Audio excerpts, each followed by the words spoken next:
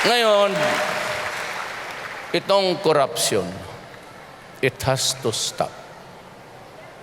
Huwag nila akong lukuhin kasi laking politika ako.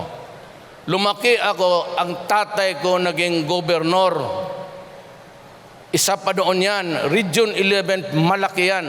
Davao del Norte, del Sur, Oriental, Occidental, Davao City, Kumbalbalik.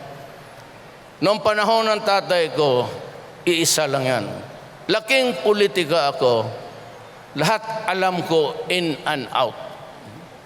Ngayon, nung namatay ang tatay ko, pinaghati-hati nila yan. Yung Davao del Norte binigay sa mga banana kila Florendo.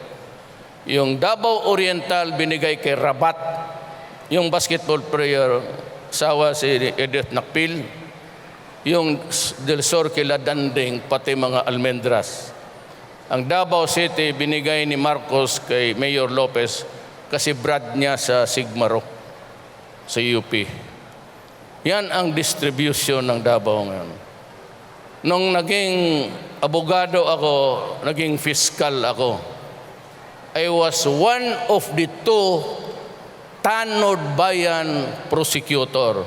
Wala pa si Core. Kay Marcos noon, there was an office of the tanod bayan, si Raul Gonzales. Dalawa lang kami sa Mindanao ang nagpo-prosecute na parang ombudsman. Kaya alam ko yung nag-ebidensya na alam ko lahat yan. Yun ang trabaho ko. Nag-iikot ako ng mga malversation. Kaya alam ko by heart yan. Noong na-mayor ako, in 1988 naging mayor ako.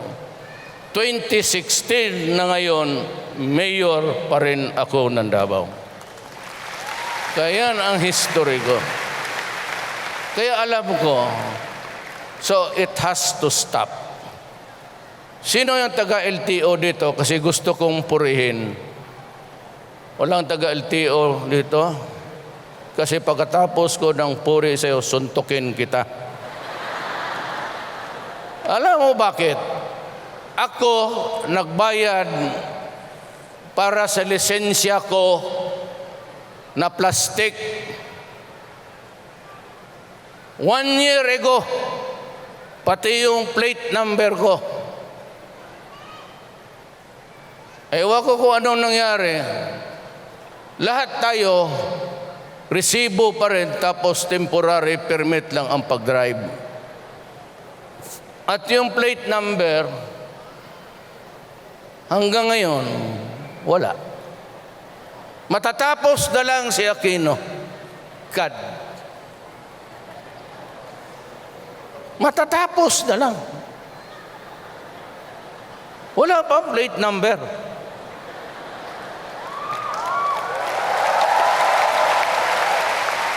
Magpunta ka doon magkuha ka ng birth certificate mo, anak mo mag-graduate, papasok sa college, mag-abroad, pera-pera yan.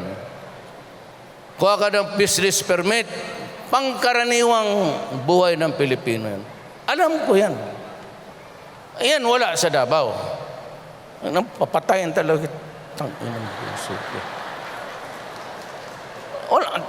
Wala sa Davao yan. Sa Davao, permit, business, electrical, permit, 3 days. After 3 days, hindi mo na ma-release yan. Gawin mo trabaho mo, after 3 days, lalabas yan. Pero dito na sa akin. Pag lumampas ka ng 3 days, kasi makikita ako may journal kailan pumasok eh. Pag sumobra ng 3 days, dito may bigay sa akin. Tatanungin kita, kasari mura yan. Bakit inabot ko lang?